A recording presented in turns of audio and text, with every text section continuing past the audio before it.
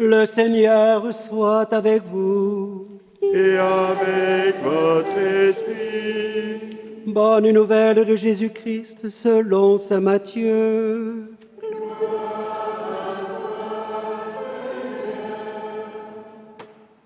En ce temps-là, les disciples de Jean le Baptiste s'approchèrent de Jésus en disant : « Pourquoi, alors que nous et les pharisiens, nous jeûnons, tes disciples ne jeûnent-ils pas ? » Jésus leur répondit : « Les invités de la noce pourraient-ils être donc en deuil pendant le temps où l'époux est avec eux ? Mais des jours viendront où l'époux leur sera enlevé, alors ils jeûneront. Et personne ne pose une pièce d'étoffe neuve sur un vieux vêtement, car le vêtement ajouté tire sur le vêtement et la déchirure s'agrandit. Et on ne met pas du vin nouveau dans de vieilles outres. Autrement, les outres éclatent, le vin se répand et les outres sont perdues.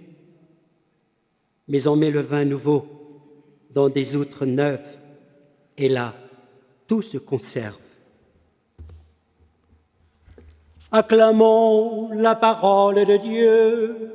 Louange à toi, Seigneur Jésus.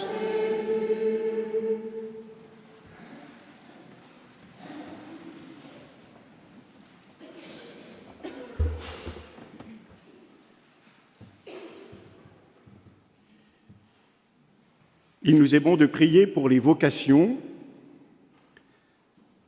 parce que d'abord, nous avons été fondamentalement appelés par le Seigneur. Quelques-uns peuvent dire j'ai choisi le Seigneur. Mais c'est en fait lui qui nous choisit. Il le dit ailleurs dans l'Évangile selon saint Jean, ce n'est pas vous qui m'avez choisi, c'est moi qui vous ai choisi.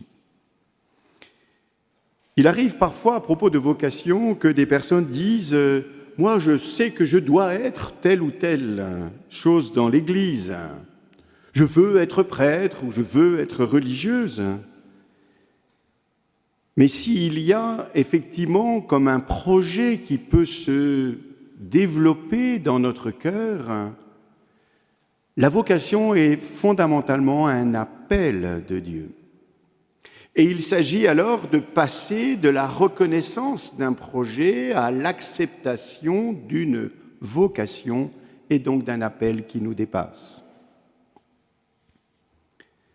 Ici, Benoît de Roquerel a été appelé par la Vierge Marie, appelé à entrer en relation avec elle de manière longue, et à travers cette relation à découvrir la miséricorde du Fils bien-aimé, la miséricorde du Christ Jésus.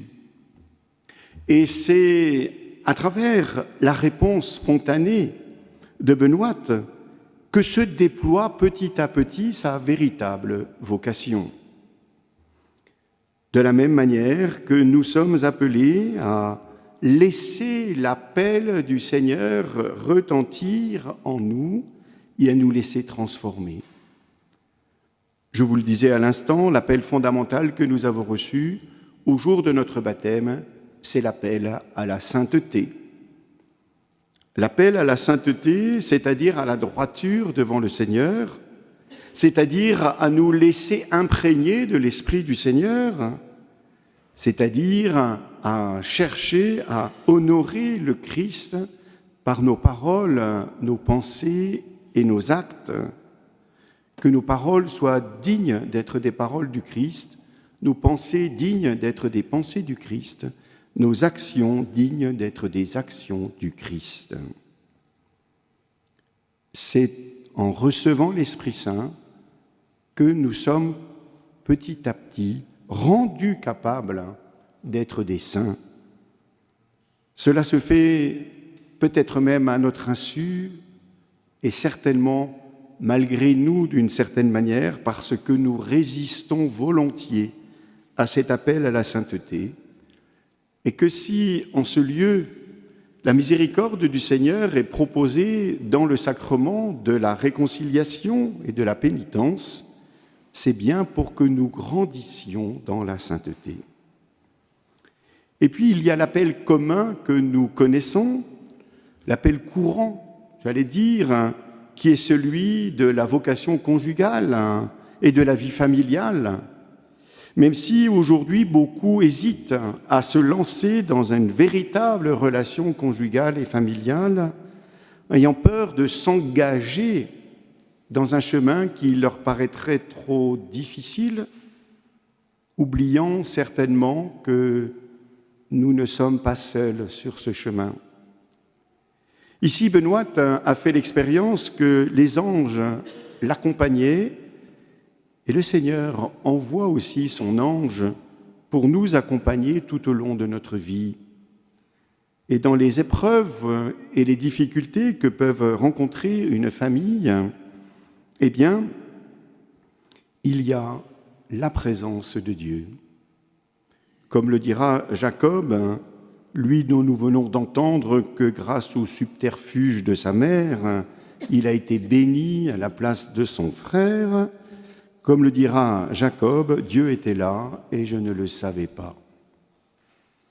Et puis il y a l'appel à la vie consacrée, une vie toute donnée, une vie offerte complètement, d'une manière radicale, pour que l'amour de Dieu manifeste le dépassement de toutes nos amours humaines. C'est un amour exigeant parce que c'est un amour qui nécessite de renoncer à soi-même chaque jour. Celui qui veut être mon disciple, qu'il renonce à lui-même, qu'il prenne sa croix et qu'il me suive. Là encore, ceux qui se lancent dans la consécration d'une vie le font avec le soutien d'une communauté. Alors de temps en temps, quand je rencontre notamment des religieuses et que je leur dis « vous avez la chance de vivre en communauté », elles sourient intérieurement en disant « c'est pas toujours si facile que ça de vivre en communauté ». Mais est-ce que c'est facile de vivre en famille? Pas toujours non plus. Et c'est pourtant dans la recherche d'une vie fraternelle que se trouve le gage de l'amour même de Dieu.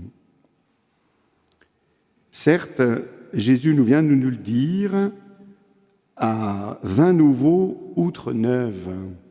C'est en nous plaçant complètement dans le don de Dieu que nous sommes capables de vivre une vraie vie fraternelle et une vraie vie de service. Prier pour les vocations en ce 21e siècle, c'est donc oser demander 3 choses. D'abord pour nous-mêmes, que nous puissions grandir en sainteté. Ensuite, pour l'Église, qu'elle bénéficie de ces témoins privilégiés que sont les consacrés. Et encore, aujourd'hui, pour le monde dans lequel nous sommes, qu'ils puissent comprendre que Dieu seul suffit.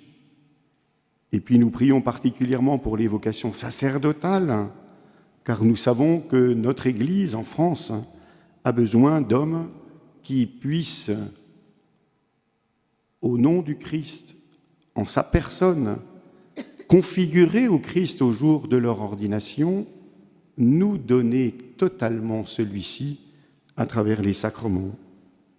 Nous rendons grâce, car il y a effectivement aujourd'hui des jeunes qui osent dire qu'ils souhaitent mettre leur vie à la disposition du Christ et de l'Église. Dans les lettres de confirmants que je reçois, alors ce n'est pas tous les confirmants, mais il y a régulièrement l'un ou l'autre qui dit « ben moi, je souhaiterais être prêtre, je souhaiterais être religieux, religieuse ». Eh bien, c'est à l'Église ensuite de vérifier l'authenticité de cet appel et de le confirmer. Peut-être avez-vous en tête le célèbre tableau représentant l'appel de saint Matthieu par le Caravage à l'église Saint-Louis des Français à Rome.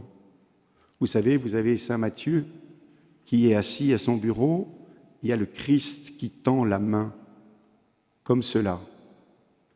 Ce geste vous rappelle immédiatement le geste représentant la création de l'homme par Dieu dans la chapelle Sixtine, parce que toute vocation est une création. Et juste à côté de Jésus, il y a saint Pierre qui fait le même geste, parce que c'est l'Église qui vient authentifier l'appel du Christ.